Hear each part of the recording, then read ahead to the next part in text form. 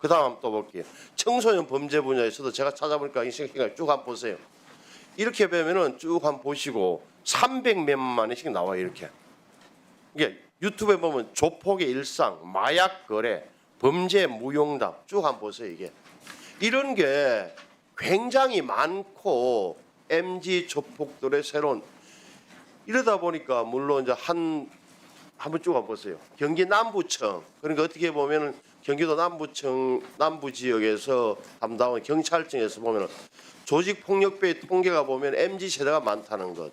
또 마약 사범도 10대가 그 5년 만에 10배 늘어났다는 거. 이게 사실은 단순하게 뭐 걱정스럽다는 단계를 넘어서 어떻게 보면은 청소년들이 유튜브를 통해서 범죄, 폭력을 배우고 모방하고 있다는 거다.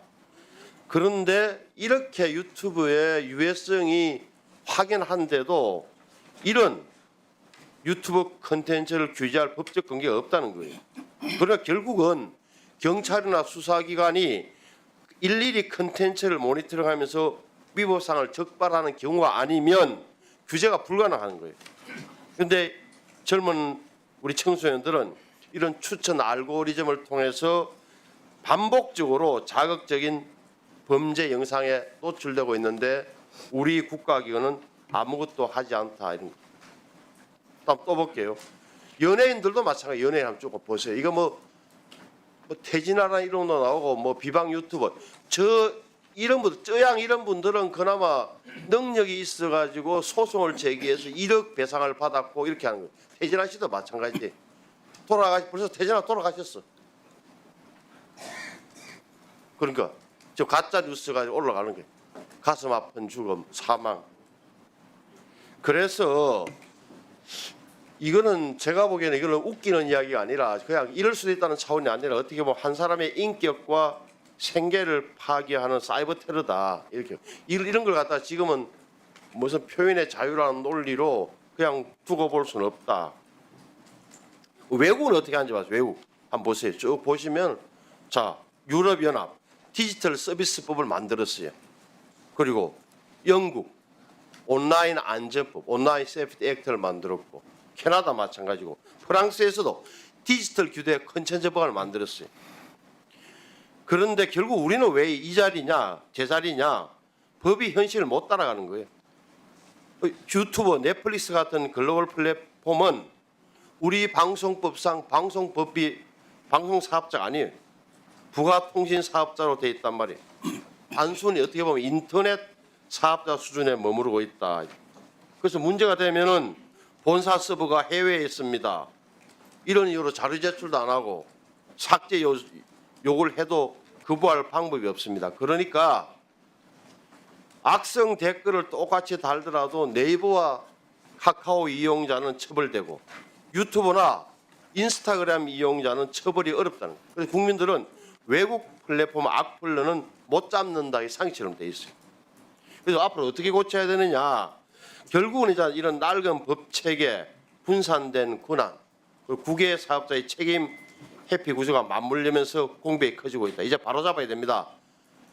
그래서 저는 이제 새로 어차피 방미통일가 출발하기 때문에 다음 사항을 꼭 봐줬으면 좋겠어요. 첫째, OTT 서비스는 방송 못지않은 역량에 걸맞는 책임을 져야 합니다. 그래서 준방송 사업자로 지정해서 유해 콘텐츠는 당연히 방미통일가 심의하고 과징금을 부과할 수 있는 등 최소한의 책임 체계를 마련해야 합니다. 저도 법안을 준비하겠습니다. 또한 국외 플랫폼이 대리를 내세워서 책임을 회피하는 일은 더 이상 용납돼서는 안 됩니다. 그래서 대리인에게도 국외 플랫폼의 대리인에게도 시정 명령 의무를 부과하고 이행하지 않으면 제재를 해야 합니다. 마지막으로 방미통일과 안 나와서 방심위는 단순한 심의기관을 넘어서 디지털 폭력과 허위정보, 국민의 피해를 총괄해서 대처하는 실질적 규제 기관으로 강화돼야 한다고 생각합니다. 여기에 대한 견해를 지금 직무대리이긴 하지만 우리 반상권 우리 정식 명칭이 항상 길어서 방송미디어통신위원회 위원장 직무대리 겸 대변인께서 말씀해 주시고 오랜 경험 있는 김영관 사무처장 직무대리께서도 한 말씀 해주시기 바랍니다. 각오를. 예, 글로벌 OTT가 사회적 영향력이 큰 만큼 그게 상응하는 사회적 책임도 당연히 따라야 될 것으로 생각합니다. 그리고 국내 대리인 제도를 좀 실질적으로 운영을 해서 글로벌 해외 사업자에 대한 규제 집행력을 확보할 수 있도록 관련 법안이 오면 적극적으로 뒷받침하겠습니다. 준방송 사업자로 지정할 수 있죠. 조금 더 그런 부분은 사업자 관계 부처와 한번 예, 사업자 지위 부분은 조금 더 검토를 해서 법률적인 부분하고 여러 가지를 좀 종합적으로 검토를 해서 조치하겠습니다. 예, 김영관 사무처장 직무대리님.